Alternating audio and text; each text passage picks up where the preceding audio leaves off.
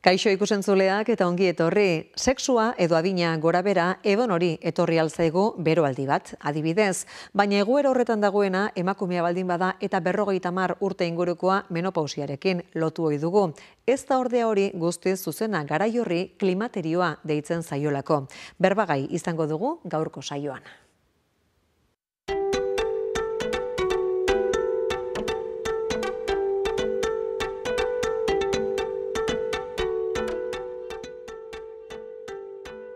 Bi lagunekin ariko gara gaiari buruz berriketan, klimaterioari eta menopausiari buruz. Ane Gillo da horietako bat, emagina Debagoieneko ezin. Zuzeneko hartu emanean aritzen da trantsizio garai hori bizi duten emakumeekin, eta horiei zuzenduta azaroan egin dituzten tailerretan ere ibili da. Mireia Bikuña ere izango dugu solaskide, gaiari buruzko erreportaje baterako batutakoak partekatzeko gertu, eta baita bere esperientzia nolakoa izaten dabilen kontatzeko ere.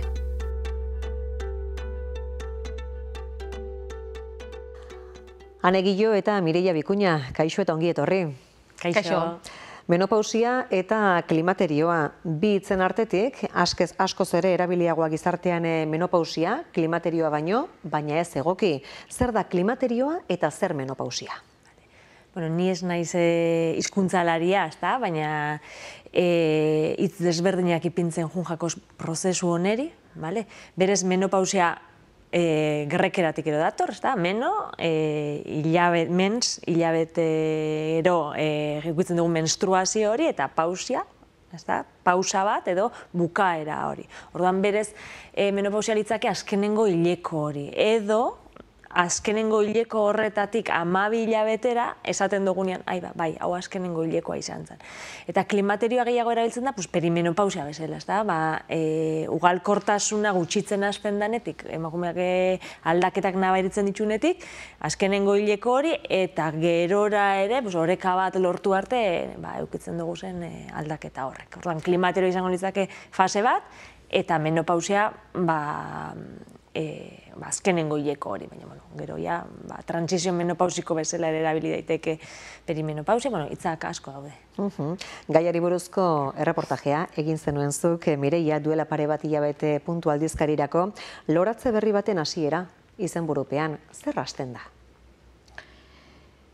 Nik esango neuke, nik han jasotakoa, idatzitakoa eta nik bizi izan dutena, beste etapa bat, etapa oso aldakorra, jaitsira igoera asko dituena, tsunami estiloko bat, baina norberak nola hartzen dauen eta norberak nola bideratzen dauen markatzen dauena, ez? Esan gura dut, hartzen baldin duzu zer dramatikoa, tragikoa eta txarra moduan, sintomak diantzerakoak eta orduan ikuste dut hori, eta beste etapa bat, ona, izan aldana, baina paso honbia dana. Emakume adina modu daude klimaterioa pasatzeko? Bai. Esango nuke bizitza pasatzeko emakume adina modu daudela, beraz klimateriorako baita ere. Aipatu dugun erreportaje horretarako, Mireia, 3 emakumeren testigantzak batu zenituen, eta kasu horretan ere ikusten da nork bere erara bizi duela, ez da? Bai, bat esan onkologikoa lehen komentatu duguna, arek isa azkenian kimioterapia hartzen, nahi eta nahi ez, olako danak moztu ikendia eta baita hilerokua bai.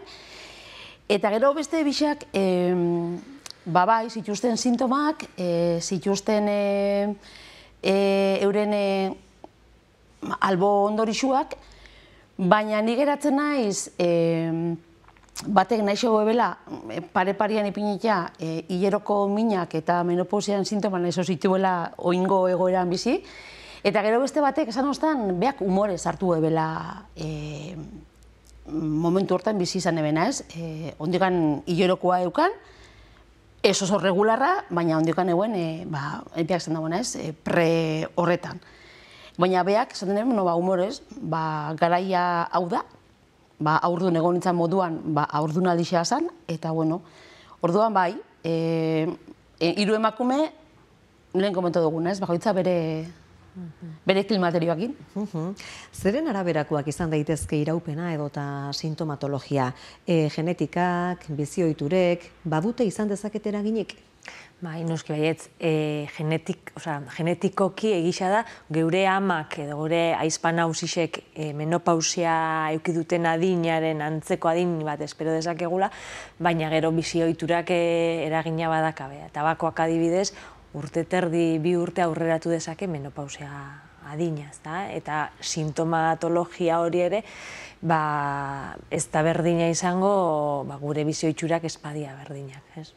Nik beti pentsatzen dut, aukera ezin hobea dela, errepaso bat eitzeko gure bizioiturak zeintzu diren, eta hobetu dezakeguna hobetzeko. Eta egon daitezke faktore edo baldintza batzuk zeinek pentsarazi aldiguten sintomak erabatekoak edo bestekoak, intentsoagoak edo suabeagoak izan daitezkeenik? Badaude arrisku faktore batzuk, faktore batzuk sintomatologia fuerteagoa edo suabeagoa eragin dezaketenak, eta gero daude baitxare norberaren bizipena zein izan den, eta gero momentu hortar arte ze osasun eukidogun, eta horrek ere eragin dezake. Tira, zenbat denbora iraun dezake trantsizio garai horrek? Bale. Azkenengo hileko aurretik 2 urte edo 8 urte izan daitezke. Eta azkenengo hileko ondoren pare bat urte edo 6 urteraino luzatu daiteke. Beraz, pasatu dezakegu, maksimo, igual asko izango da, 14 urte trantsizio garai honetan. Beraz, abaniko oso zabala kasu horretan ere? Oso zabala.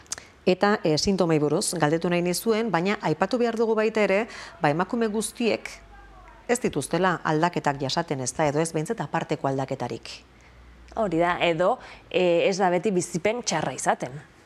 Batzutan aldaketa beraren aurrean, pertsona batzuk, ez diote aparteko garrantziarik ematen, igual informazioa badaukatelako eta onartzen dutelako. Eta igual sintoma berdinekin, beste batzuk okerrago sentitzen dira.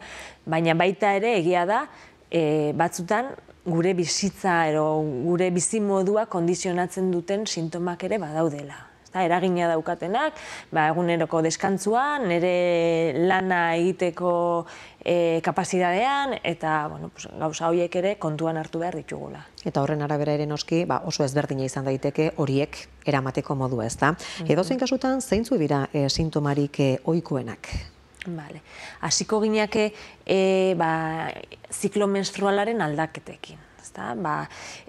Bai zenbatean behin, gertatzen zaigun gure hilekoa, orain arte 30 egunez behin naukan eta hasi naiz 24 egunez behin eukitzen menstruazioa, edo luzatu egin daiteke, hilabete terdiro hilekoa euki, eta baita ere odol kantitatean. Gero, ezagunenak eta hilekoa desagertu aurretik euki dezakegunak, izaten dira sintoma basomotoreak, beroaldiak, izerditzeak, gero hotza etortzen da, eta gero poliki-poliki arrisku kardiobaskularra handitu egiten da, osteoporosia, azala eta mukosak lehortu egin daitezke, beraz, erlazio sexualetan arrisku, erlazio sexualetan min eukitzeko arriskua, eta baita ere badirudi osasun mentalean eragina daukala, bai depresio eta bai antsietatea eukitzeko arriskuan. Sakonduko dugu geroxiago apur bat horietan, baina Mireia, lehen aipatu dugu, ez da, zuk landutako reportaje horretan 3 emakumeren esperientziak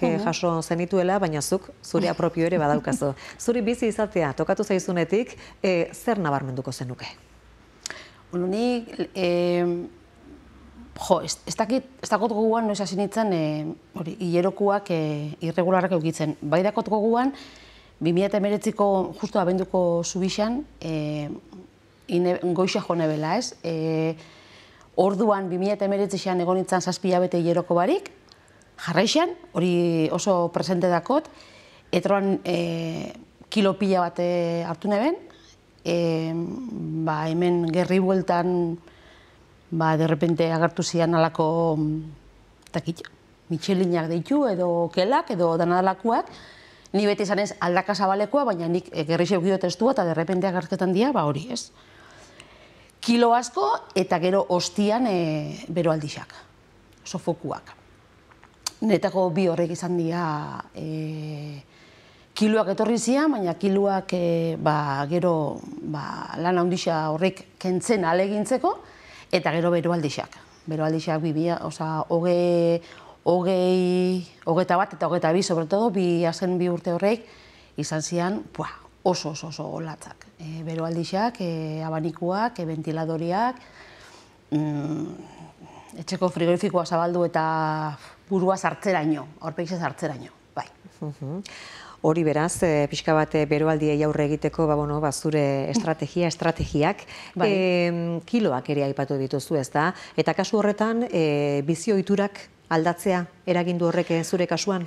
Bueno, ni egiz esan, ni orduan 2019 hasi nintzanean guzti honekin, bereziki hor, ni biziketan ibiltzen nintzen, espiriniken eben, kirolaritzat neukan ere burua, eta derrepente kilo horrek hartziakin, inotena da jarraitu berdin, modu regularrian, janarixa elikadura zaintzen, kirola egiten jarraitu dut, eta insistentziakin eta jarraituta, badia 5 urte, nabiera rutina horrekin, eta esan neike hartutako kilo geixenak kendu ditu dala. Baina ez da samurra izan. Bizi ohiturak ez ditut aldatu. Baina, jarraitu dut bizi ohitura osasuntsu horrekin, bereziki menopausiari aurre egitea baino gehiago, hori ez, osasuntsu egoteko, baina ez da samurra. Ez askotan kiloen asunto hori, ez da kilo gehiago hartzen dugu zela, baizik eta leku desberdinean kokatzen dela gantza, ez da?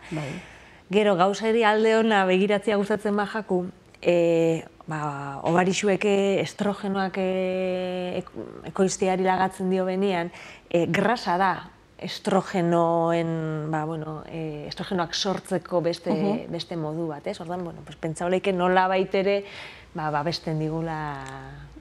Eta horti datorrez, gantza agertzen da hemendik, bereziki hemen, nik uste dut ez bakarri niri, emakume gixeunei, eta horren zaten duzu, jolin, baina hau nondik agertu da, sartzen zara ohera, eta horren gogun zaten duzu, ez da hori, baina zaten duzu, aiba.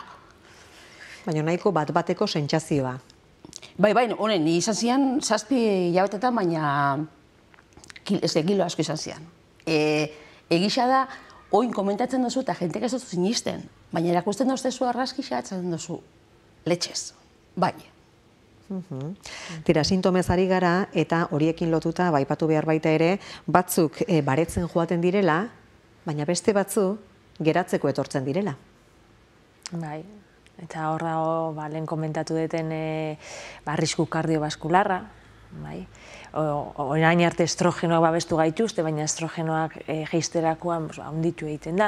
Eta horren alde hona da, bizi estiloak zerikusia dakabela, babestu gaituztela osteoporosiarekin ere bai, adinean aurrera goazen heinean, aukera gehiago daude osteoporosia aukitzeko, eta baita ere, lehen esan dutena, azala lehortzea, vagina lehortzea, eta lehen deitze zitzaion, hori ere hizkuntzalaritzan atrofia vaginal. Gaur egun izen aldatu zaio, atrofia benetan hitzatarra da, eta hitz zaio sindrome genitourinarioa.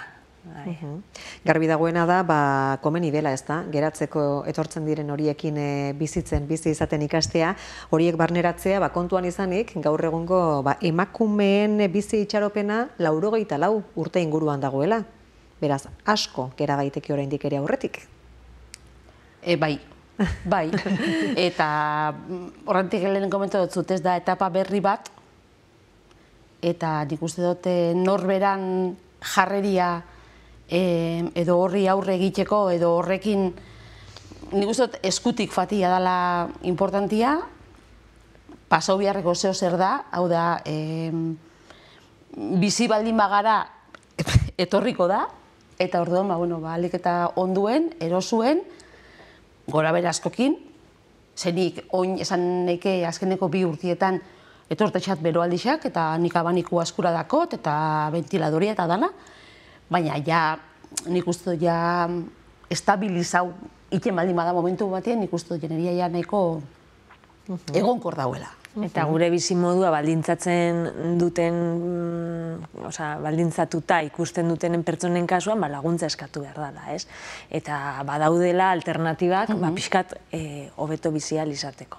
Eta gero esan duke baitxa ere, pentsatzen dugu, emakume baten pentsatzen dugunean, pentsatzen dugu bere ezaugarri badala hileko aukitzea, ez da, menstruatzen duan pertsona badala.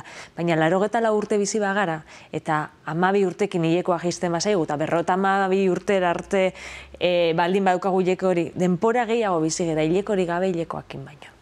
Hori ere pixkat ulertezagun, ez? Ikastaroak egin dituzue, Azaroan, Aretxabaletan, Oñatin, Bergaran eta Arrasaten, zein izan da helburua? Guk konsultetan ikusten gendun pixkat, arreta handia ipini diogula haurdunaldiari eta erditu osteari eta bar, baina baita ere bazegoela behar bat, menopausian dauden emakumeek partekatzeko, hitz egiteko, beraiek bizitzen nahi dian prozesu horretaz, informazioa jasotzeko, ez? Gauza ez da patologizatzea eta hartu pastilla bat eta sendatuko zaizu, baina ez da ere esatea bai normala da aguanta izu, ez da? Orduan pixkate oreka bat bilatzea, eta, danon artean topatzea alako baliabide batzu, ahalik eta hobetuen eruateko etapa hau. Aldaketa garai horretan murgilduta dauden emakumeak, etapa horren atarian egon daitezkeenak, suposatzen dut, perfil hori duten emakumeak parte hartuko zutela saioetan, ez da? Hori da. Gutxi hau izan dira, oraindik pasatzeko daudenak, eta, bat pasatu aurretik askotan ez tozulako gauza horietan pentsatzen, eta beste bat, ordutegixak ere ez dira izan, nik uste dut erosoenak lanean dauden emakumentzat. Baina ulertzen dut orduan, saioetan parte hartzera animatu direnak gehiago izan direla pixka bat, egoera horretan daudenak eta beharra, nola baiteko beharra sentitzen edo ikusten duten. Hori da, batez ere bai. Zuk elkarrizketa hasi horretik Mireia aipatzen zenuen, oroitzapen honak dituzula, haurdun zeuden garaietatik, ez da, nola, pixka bat erditze aurreko, saio batzu izaten dira, ez da, emaginarekin egiten ditugunak, hainbat emakumek elkarrekin, eta oroitzapen oso onak dituzula, orduko haietatik, bide ematen zuelako, egoera berean zauden beste emakume batzuekin elkartu eta esperientziak, bizipenak partekatzeko. Kasu honetan, ez duzu horrelako aukerarik izan, klimaterioarekin. Ez, nik neukan oroitzapen bakarra zan nire amak oso gaizki pasago bela, gainera dakote irudi hori oso presente, bea, aita, periodikoakin, eskureukan edo zerrekin abanikatzen. Eta, ez duteuki, ze gainera adinez be, kuadrillakoak hasi gala antzerako, orduan ez neukan erreferentziarik, pero nera izpean nire gaztiago da. Orduan, sobre la marcha, izan da apurtxo bat, egisa da, etxian erizainak ditu dela, eta horrepe laguntzen dau, beste ikuspuntu bat eguteko, baina bai, nik lehen komentu dut, orduko rekuerdo hori dagote, da nik uste dut, beste zure moduan dauen besteren bati galdetzia, banipe bai, eta beste batek zaten bat egotzu, nik be bai, zaten duzu, orduan igual, ez da intxarra edo, nik uste dut hori importantia dela. Verbalizatzia, kontatzia, Da gainera ez da neri, baina emakume askori gustatzen jako, ez? Taldean partekatzia. Bai, eta hori, zure... Eta igual da bat ere bat, zu baino kerra dagoen, etzen duzu, orduan igual nire nagoa ingaizki, ez? Horren nik gustat importantia dela, eta posible baldin bada, bat opau, bat ere batekin berbaiteko emaginakin, bestela be, beste aukera bada. Zuekan ez ikusi duzue, tailer horietan, emakumeek zertzuk azaleratu dituzte saio horietan? Nik uste dut hitz egiteko gogoa handia sakabela. Nire Bergarako lankideak adibidez izan du, Bergarako taldean ez dutela ez gimnasia eta ez errein, nahi zuten asan, izketan konta, hori izan beharrik handixena. Gero Oñatin adibidez, bai eskertu dute, gimnasia pixkat sartea bukaeran, orduan, taldearen arabera izaten da, ez? Baina bai, partekatu, normalizatu, bata bestia animau. 3 adar, landu dituzu edo, zeneukaten aurre ikustea lantzea, lehentxeago zertxo baita aurreratu duzu ez da, ongizate fisikoa legoke batetik, emozionala bestetik eta sexuala hirugarrenik. Hirurak garrantzitsuak. A ber, lau saio izan dira, orduan, menopausiari buruz egin dezakegu, nahi beste ez, eta aukeratu ditugu, nik uste dut garrantzitsuenak izan daitezkenak, ez da. Ziurazki sintoma fisikoei buruz askoz gehiago hitz egiten dugu, emozionalei eta sexualei buruz baino. Eta zer esango zen eguke, pixka bat sintoma emozionalei, egoera emozionalari buruz? Askotan ez dugu jakiten dan menopausiagatik edo bizitzen ari geran etaparengatik. Aldaketa bat dago.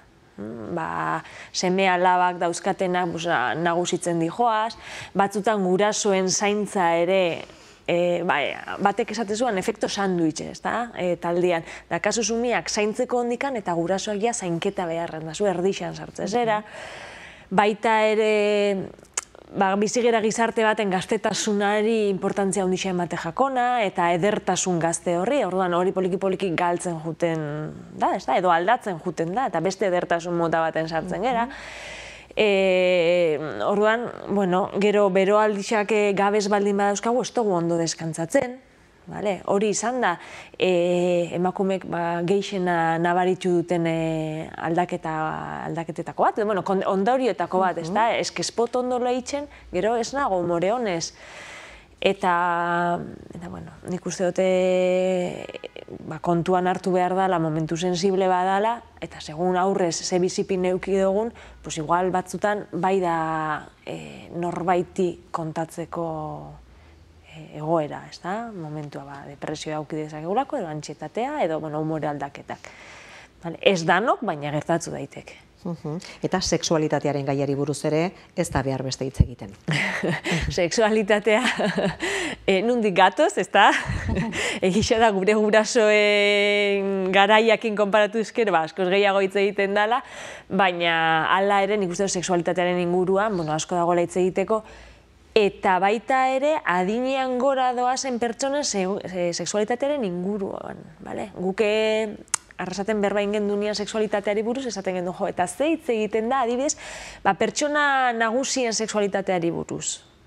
Hori bai dela tabu bat. Azkenean menopausia bizitzen ari diran emakumeak, gazte-gazteak ez dira, baina oraindik itxuraz eta gazte mantentzen dira, baina ze pasatzen da adinekoen sexualitateaz.